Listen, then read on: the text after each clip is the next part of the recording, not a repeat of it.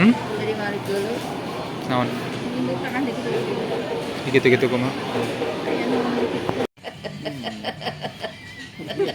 Enak. Geli. Hah? Cobain lagi. Merindingnya. Cobain lagi ke Mang Ai. B aja ya. Udah. Kualitasnya tidak bagus.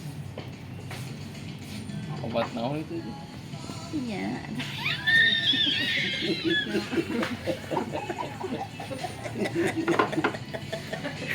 Udah. Genaheun.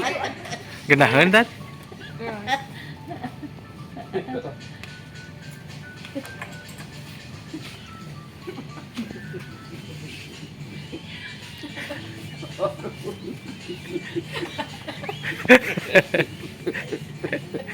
Paragi naon tat? Paragi naon eta? Ini buat mukul-mukul. Waduh, woy. Aduh.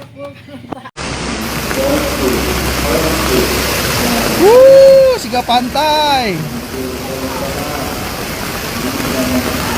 Edan. Woi. Woi, kalau bos, mobil ditolong bos. Woi, astagfirullahaladzim. Astagfirullahaladzim. Kalem bos.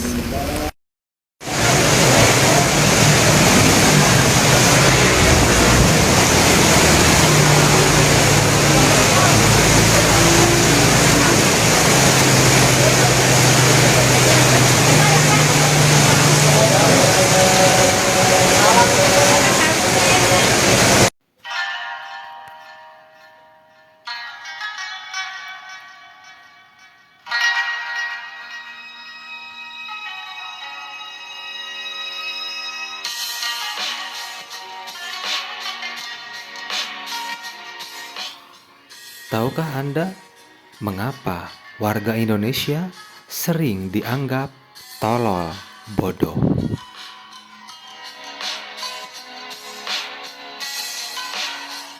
Pernahkah kita mendengar celetukan seperti netizen plus 62 gampang banget ditipu, dibodohi? Kalimat itu bisa datang dari orang luar negeri, bisa juga muncul dari sesama kita sendiri. Lucu tapi getir, sakit tapi mungkin ada benarnya. Lalu, kenapa anggapan seperti itu bisa muncul?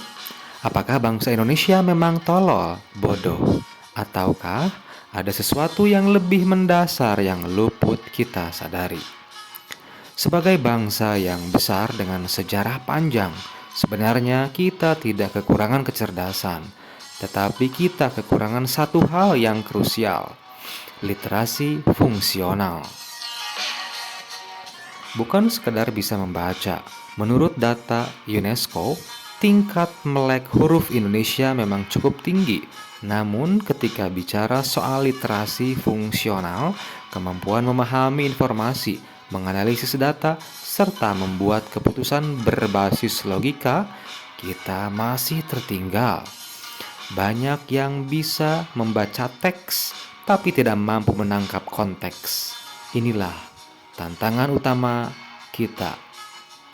Masyarakat kita mudah terjebak pada headline, pada caption singkat, bahkan pada informasi viral yang belum tentu benar. Kita punya budaya membaca, tapi belum terbiasa membaca dalam, apalagi berpikir kritis. Budaya takut salah dan enggan bertanya. Dari kecil, kita dididik untuk patuh dan tidak banyak bertanya. Jangan banyak tanya adalah kalimat yang sering keluar dari orang tua, guru, atau bahkan pemuka agama. Dampaknya kita tumbuh dalam budaya takut salah dan takut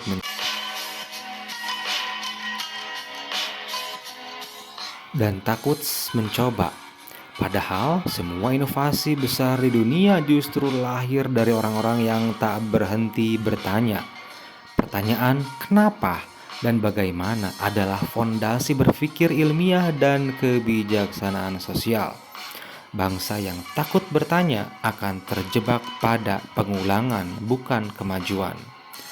Teknologi memudahkan sekaligus menumpulkan. Kemajuan teknologi adalah pedang bermata dua. Di satu sisi, ia mempercepat akses informasi. Di sisi lain, ia menciptakan budaya instan dan dangkal. Kita terbiasa dengan video 15 detik, teks 3 baris, dan informasi cepat saji. Kita jarang menghabiskan waktu membaca tuntas satu tulisan panjang, apalagi melakukan riset lanjutan. Parahnya, konten dangkal seringkali viral, sementara konten yang edukatif terpinggirkan, seperti halnya konten yang saya buat ini. Kita mulai kehilangan kesabaran untuk berpikir panjang dan lebih suka kesimpulan cepat yang memicu emosi, bukan logika. Peran keluarga dalam menumbuhkan literasi. Keluarga adalah unit terkecil pembentuk karakter bangsa. Tapi, berapa banyak keluarga yang masih memiliki budaya diskusi di rumah? Beberapa banyak orang tua yang membiasakan anaknya membaca buku ketimbang menonton konten YouTube, seperti halnya keluarga besar Leni Martina binti Cikwan Dencik dan Sani Oktaviana Anessa binti Catur Suryo Donesworo yang terindikasi NPD atau iblis berbalut manusia.